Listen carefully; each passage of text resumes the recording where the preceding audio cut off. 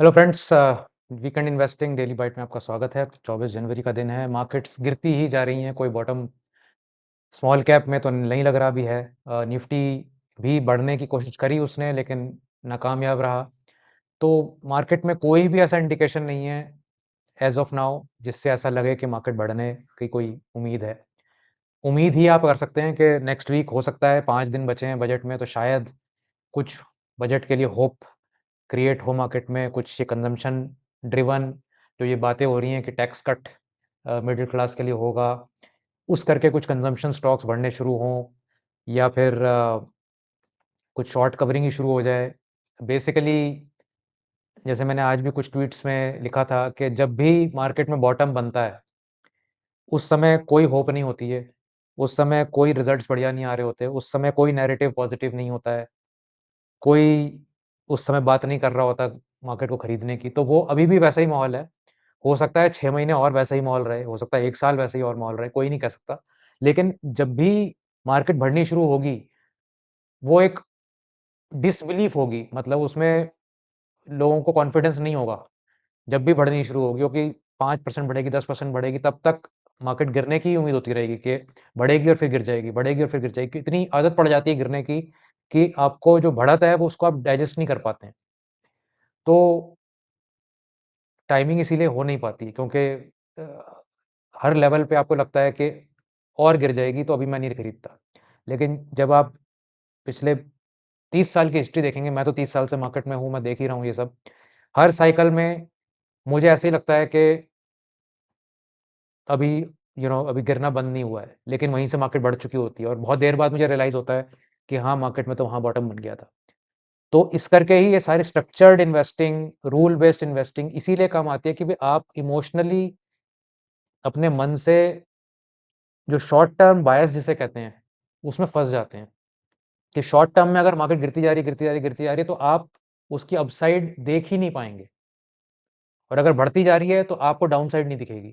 तो ये human emotions हैं, ये हर आदमी में ही होते हैं, और अगर आप इसके ऊपर निकल गए हैं, तो आपने वो सिद्धि प्राप्त कर ली है कि भई आप इमोशंस के ऊपर चले गए हैं। तो उसको मोस्टली तो लोग वहाँ उस लेवल पे नहीं पहुँच पाते हैं, लेकिन उसको ईज़ करने के लिए आप रूल्स बनाइए और उन रूल्स को फ़ॉलो करिए, तो आप ये देखेंगे कि इमोशन साइड में हो जाएँगे और आप रूल्स को फ़ॉलो कर पाएँगे। ख़ैर, आज के एपिसोड में चलते हैं, तो आज हम बात करेंगे गोल्ड की। गोल्ड एक ऐसा सब्जेक्ट है जो मुझे लगता है कि पिछले 40-50 साल में, ख़ासकर पिछले साढ़े 53 सालों में, अगस्त 1971 के बाद से, जब से गोल्ड एक सेमी गोल्ड स्टैंडर्ड से हटाया गया था, प्रेसिडेंट निक्सन ने 15 अगस्त 1971 को घोषणा करी कि यूएस डॉलर गोल्ड से बैकिंग अब नहीं होगी। तब से ये फिएट करेंसी का चक्कर शुरू हुआ कि आप जितना मर्ज़ी पैसा छापो, क्योंकि अब गोल्ड बैकिंग की ज़रूरत नहीं है। और गोल्ड को एक तरह से डीमोनेटाइज़ कर दिया गया कि भई अब gold is not no money, no more money. पहले गोल्ड को मनी माना जाता था, अब कहते हैं कि एक और एसेट क्लास है, एक कमोडिटी है। लेकिन अभी ये हो रहा है कि क्योंकि सरकारों के पास इतनी फ्लेक्सिबिलिटी आ गई कि जब मर्ज़ी जितने मर्ज़ी छाप लो, क्योंकि पॉलिटिशियंस को वोट चाहिए, वोट जीतने के लिए पैसे बाँटने पड़ेंगे, पैसे बाँटने के लिए प्रिंटिंग प्रेस लगी हुई है, कोई अंत नहीं है उसमें, जितने मर्ज़ी चला लो उनको आप। तो पैसा तो बढ़ता ही जाएगा, जो बेस मनी है जिसे कहते हैं, जो जो मनी है, चाहे वो फिज़िकल फॉर्म में नोट्स के फॉर्म में हो, चाहे बैंक में नंबर्स में हो, वो बेस बढ़ता चला जा रहा है और बड़ी स्पीड से बढ़ता चला जा रहा है। आपको अगर ये मैं बताऊँ कि जितने जैसे डॉलर्स अगर आप लें, तो आज की डेट में जितने डॉलर हैं वर्ल्ड में, फिज़िकली भी और डिजिटली भी, उसमें से 80% डॉलर पिछले 5 साल में बनाए गए हैं। पिछले 200 साल में 20% बने थे और पिछले 5 साल में 80% बन गए हैं। तो इस स्पीड से पैसा छप रहा है, तो जब इस स्पीड से पैसा छपेगा तो इन्फ्लेशन भागेगी, एसेट क्लासेस भागेंगी, गोल्ड जिसे कहा जाता है कि भई उसका कोई रोल नहीं है, और जितने भी आपके एनालिस्ट हैं, फंड मैनेजर्स हैं, ये 40 साल से लोगों के दिमाग में एक ही बात डाल रहे हैं कि गोल्ड में इन्वेस्टमेंट मत करो, सिप कर लो, म्यूचुअल फंड कर लो और कुछ कर लो, गोल्ड मत करो। लेकिन इंडिया की इन्वेस्टमेंट क्लास, इन्वेस्टर्स जो हैं, चाहे इन्वेस्टर भी ना हो, मतलब फाइनेंशियली साउंड इन्वेस्टर तो अलग कहानी हो गई। इंडिया का जो गरीब से गरीब आदमी है, उसको भी पता है कि गोल्ड में पैसा रखना है और तभी मुझे 10, 11, 12% साल के मिलेंगे। तो गोल्ड इज़ अ रियलिटी, जितना भी लोग उसे सप्रेस कर लें, ये कि रियल एसेट क्लास आपके पोर्टफोलियो में होनी बहुत ज़रूरी है। आज आपको मैं इसकी एक कुछ डेटा पॉइंट्स बताऊँगा, फिर आप अपने मन से ही सोचिएगा वेदर ये जो मैं बता रहा हूँ आपको ये सही है, गलत है। मेरे को इसमें कोई ना फ़ायदा है, ना नुकसान है, आप जो मर्ज़ी करें। लेकिन मेरा पर्पस है कि मैं आपको अपने एक्सपीरियंस से एटलीस्ट अवगत तो कराऊँ कि गोल्ड ने क्या-क्या किया है। तो ये हम सेकंड हाफ में करेंगे। डिस्क्लेमर ज़रूर पढ़िए, ये आपके बेनिफिट के लिए है और चैनल को ज़रूर सब्सक्राइब करिए, हमें फटाफट आगे बढ़ना है। चैनल सब्सक्राइब करिए और अपने दोस्तों और फैमिली वालों से भी करवाइए। मार्केट्स के बारे में बात करते हैं। निफ्टी ने आज कोशिश करी कि 2 डे हाई के ऊपर निकल जाए, क्लोज़ नहीं हो पाया, सारा गेन वापस कोलैप्स हो गया और आधा परसेंट नीचे गिर गया। तो अभी भी मतलब मार्केट में पकड़ नहीं आ पा रही थोड़ा-सा भी ऊपर जाने की। तो ये वरीइंग साइन तो है ही, ये डाउनवर्ड ट्रेंड ऑन है। जब कभी भी हम इस पॉइंट के ऊपर निकल पाएँगे या 2 डे हाई पे क्लोज़ हो पाएँगे, तो पहली किरण जागेगी कि शायद एक नई लेग ऊपर बन सकती है। निफ्टी जूनियर काफ़ी बुरी तरह से गिरा, 1.58% डाउन, ये भी अपने-अपने रीसेंट लो के पास ही पहुँच गया है। तो और कल का भी पूरा बेयरिश एंगल्फ हो गया है, तो इसमें भी कोई पॉजिटिवनेस आज नहीं दिखी। मिड कैप स्पेस भी जोर के गिरी, कल का सारा गेन साफ 1.69% डाउन। स्मॉल कैप और जोर के गिरा, 2.15% डाउन, कल का गेन भी साफ और उससे ज़्यादा भी और गिर गया। लोएस्ट पॉइंट पर अभी आ गया है जून 2024 के बाद। 16,000 का इंडेक्स आ गया है इसमें, 18,500-600 के आसपास हम हाई बनाया था इसमें। निफ्टी बैंक इंडेक्स 2 दिन की रेंज में ही रहा, 0.46%, इसमें भी बहुत ज़्यादा गिरावट नहीं आई। तो आज जो गिरावट आई वो अ, जो स्मॉल कैप और मिड कैप और nano cap part of the market है, उसमें सबसे ज़्यादा गिरावट आई है। लार्ज कैप में भी गिरावट है, लेकिन इतनी नहीं है आज। Advance decline trends 433 decline, 66 gains 500 stock में से। तो बिल्कुल ही वन साइडेड मार्केट थी, सारे स्टॉक वर्चुअली गिर ही रहे थे। हीट मैप सारा रेड है, थोड़ा एफएमसीजी में गेन्स थे, लीवर, ब्रिटानिया, नेस्ले, थोड़े आईटी स्टॉक्स, इन्फोसिस, विप्रो, टेक महिंद्रा और कुछ बैंक्स, आईसीआईसीआई बैंक, एक ही बैंक बढ़ा है। तो इनको छोड़ के कुछ खास गेन कहीं कुछ था नहीं निफ्टी में। और निफ्टी नेक्स्ट 50 तो बिल्कुल ही लाल है। लोधा, बजाज होल्डिंग में थोड़ा-सा gain, Indigo, Varun beverages, Ambuja cement, इनमें थोड़ा-सा गेन, बट बाकी सब down. Zydus life, siemens, Zomato. आज एक चीज़ जो अलग हुई है कि फार्मा में ज़ोर की पिटाई लगी है। निफ्टी में भी और निफ्टी नेक्स्ट 50 में भी फार्मा स्टॉक्स काफ़ी ज़ोर के गिरे हैं। बीएचईएल, हेवेल्स, सीमेंस, एबीबी, ये भी काफ़ी ज़ोर से गिरे हैं। जियो फाइनेंस 4.5% गिर गया, पीएफसी, आरईसी भी ज़ोर के गिरे, डीएलएफ भी ज़ोर के गिर रहा है 2.7%, काफ़ी ज़ोर की पिटाई लग रही है निफ्टी नेक्स्ट 50 में। सेक्टर्स ऑलमोस्ट सारे डाउन, एफएमसीजी और आईटी जैसे मैंने कहा आधा-आधा परसेंट अप, डिफेंसिव सेक्टर्स, अ, बैंक्स इतने ज़्यादा नहीं गिरे, कमोडिटीज़ और मेटल 1% गिर गए, पीएसयू, बैंक और पीएससीज़ 1.5% गिर गए, ऑटोज़ भी 1.5% गिर गया, एनर्जी 1.8% गिर गया, फार्मा और रियल एस्टेट 2.1 और 2.3% गिर गए। रियल एस्टेट में तो काफ़ी ज़ोर के एक फॉल हो गई है, 9% एक हफ्ते में, 21% एक महीने में रियल एस्टेट में फॉल हुई। तो रियल एस्टेट में सबसे ज़्यादा पिटाई लगी है 1 महीने में। और अगर हम 3 महीने में देखें तो एनर्जी स्टॉक्स में सबसे ज़्यादा गिरावट है, 16.7% डाउन एनर्जी स्टॉक्स है। तो पिछले हफ्ते में अब जो है real estate, energy, autos, public sector stocks इनमें ज़्यादा गिरावट आई है। आईटी में फिर भी 3.6% का गेन रहा है और आईटी अगर 12 महीने में भी देखें तो आईटी, ऑटो और फार्मा यही 3 अ, सेक्टर्स हैं जो 15% से ऊपर जिनका 12 मंथ गेन रह पाया है। एफएमसीजी स्टॉक्स आधा परसेंट गेन, कुछ-कुछ स्टॉक्स में 2% का गेन, आधा परसेंट, 1%। बेस्ट परफॉर्मिंग सेक्टर यही रहा आज। चलिए आज शुरू करते हैं अब गोल्ड की बात। तो गोल्ड ऑल टाइम हाई पे आ गया है यूएस डॉलर टर्म्स में। जैसा मैंने कहा कि गोल्ड की जो कहानी है, वो सप्रेस्ड करी गई है पिछले 50 साल में।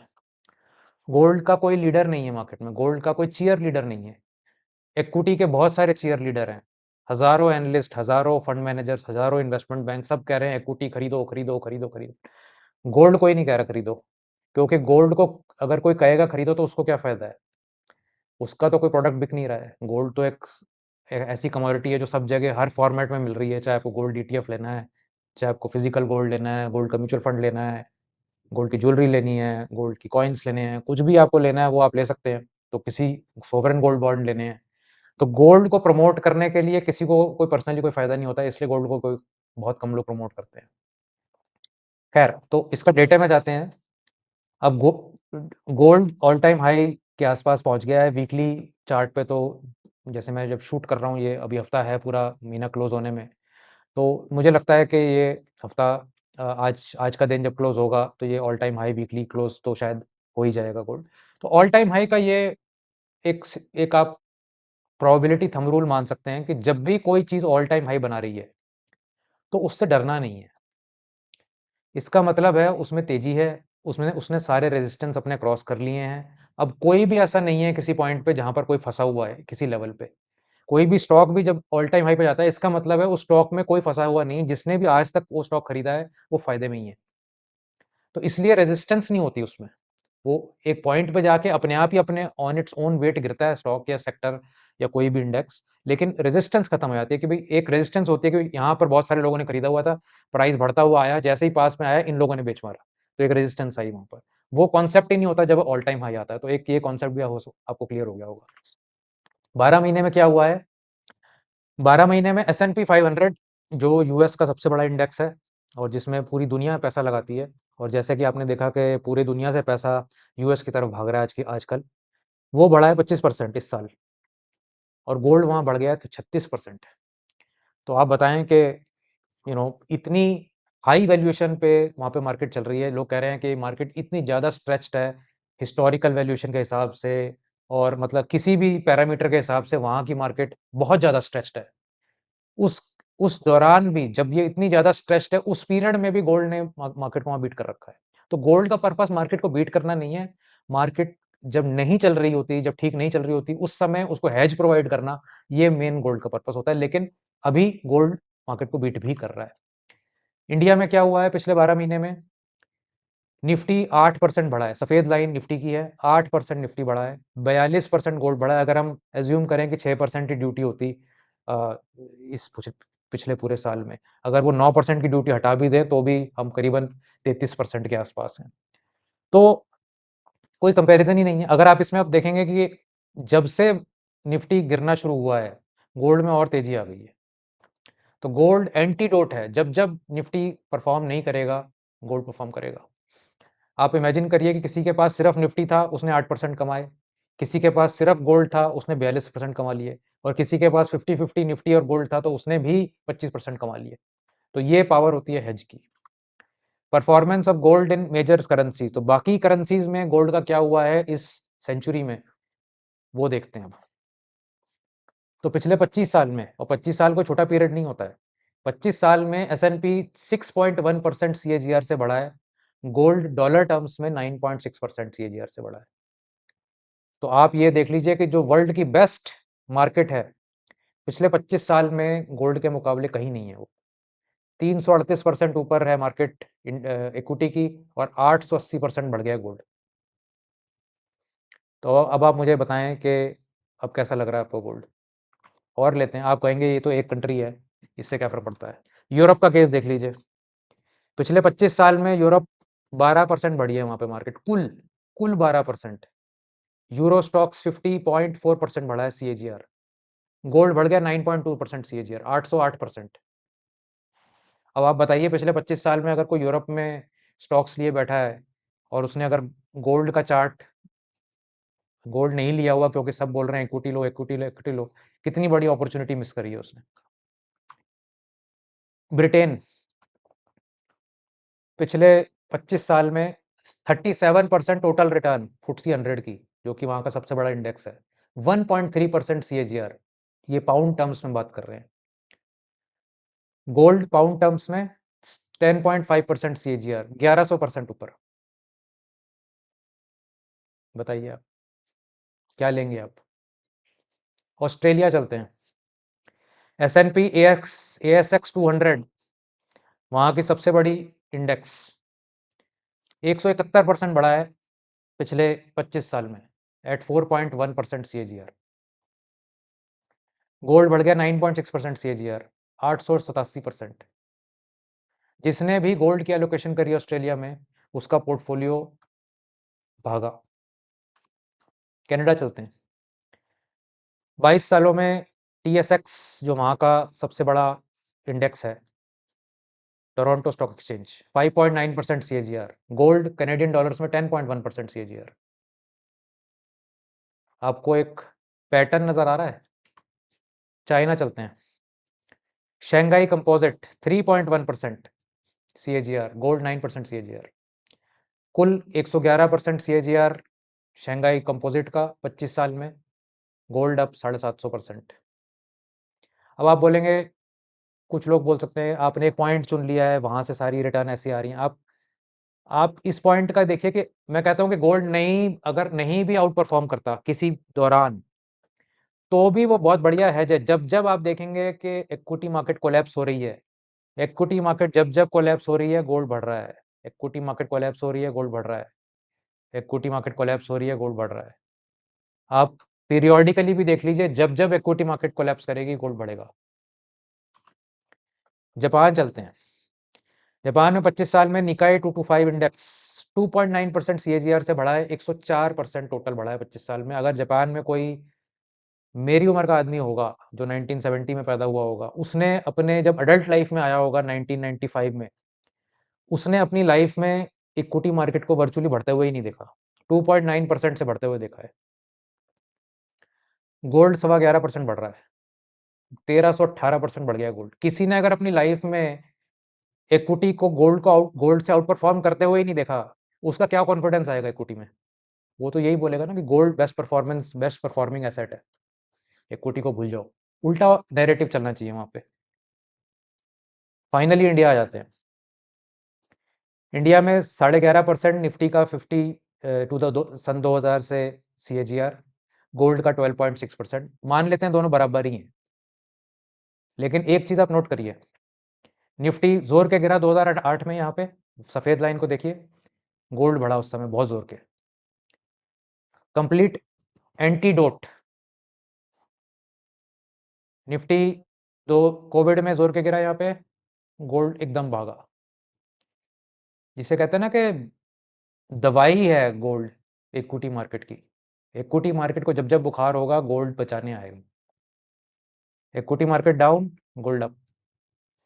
इससे ज्यादा आपको अगर प्रूफ चाहिए कि गोल्ड की एफिकेसी, गोल्ड कितना इफेक्टिव है आपके पोर्टफोलियो में हेज करने के लिए, मैं कह रहा हूं आप नहीं भी मेरी बात माने कि गोल्ड की रिटर्न्स बहुत अच्छी हैं, किसी भी वजह से ना मानिए मेरी बात, लेकिन आप ये तो मानेंगे कि जब आपका इक्विटी पोर्टफोलियो में रिस्क आता है, मार्केट गिरती है, आपकी करेंसी पिटती है, आपकी गवर्नमेंट में पुअर गवर्नर्स आ जाते हैं, आपकी कंट्री रिस्क हो जाता है, किसी वजह से वॉर हो जाती है, कुछ भी हो जाता है, गोल्ड ही वो है जो आपको बचाएगा। तो हमारी कंट्री में 25,000 टन गोल्ड इसीलिए है कि हमारे जो बेसिक सिटीजन्स हैं हमारी कंट्री के, वो बहुत समझदार हैं। उनको पता है थोड़ा बहुत हम इक्विटी में लगा लें, ठीक है, बहुत अच्छी बात है, लेकिन गोल्ड मेन इन्वेस्टमेंट है इंडिया की। और अब आप ये देख रहे हैं central bankers all over the world, चाहे वो पोलैंड हो, चाहे वो कज़ाकिस्तान हो, चाहे वो रशिया है, चाइना है, इंडिया है, चाहे वो कितनी कंट्रीज़ हैं, आपका ये इंडोनेशिया है, मलेशिया है, सिंगापुर है, आपका चेकोस्लोवाकिया है, सब खरीद रहे हैं गोल्ड। सबके रिज़र्व्स गोल्ड में बढ़ते चले जा रहे हैं, क्योंकि सबको रियलाइज़ हो रहा है कि गोल्ड का रिज़र्व होना बहुत ज़रूरी है। अगर सेंट्रल बैंक्स जो कि मनी क्रिएट करते हैं, अगर वो गोल्ड अक्यूमुलेट कर रहे हैं instead of accumulating fiat currency, तो आप समझ सकते हैं कि गोल्ड की क्या वैल्यू है वर्ल्ड में। तो अगर ये आपको नहीं कन्विंस कर सकता डेटा, तो कोई आपको कन्विंस नहीं कर सकता, और कन्विंस करना भी नहीं चाहिए। मेरा रोल आपको कन्विंस करना नहीं है, मेरा रोल आपको अपना जो मेरा नज़रिया है गोल्ड की तरफ, मैं शेयर कर रहा हूँ।